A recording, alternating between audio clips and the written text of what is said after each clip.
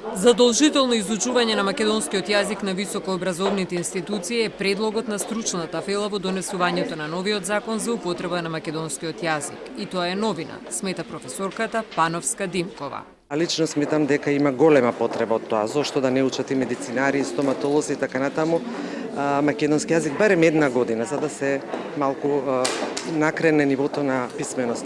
Формирањето на инспекторатот за употреба на македонскиот јазик како посебна институција во рамки на Министерството за култура е вклучено во новиот закон. Инспекторатот е на нормална работа. Значи, идејата не е да се казнува по секоја цена, туку да се помага, да се усовршува, да не се прават непотребни грешки, кои што не зборуваат добро за сите нас. Возобновувањето и отворањето нови лекторати во странство е процес кој треба добро да се осмисли. Малку поажурно да воспостави контакти со амбасадите, со владите на тамошните земји во кои што ќе го пратиме тој лектор. Не да го праќаме лекторот сам да чука по врати на амбасадите. Законот за употреба на македонскиот јазик предвидува вработување лектори со завршен македонски јазик во сите државни и јавни институции, во сите субјекти во државниот и јавниот сектор и афирмација на македонскиот јазик во странство.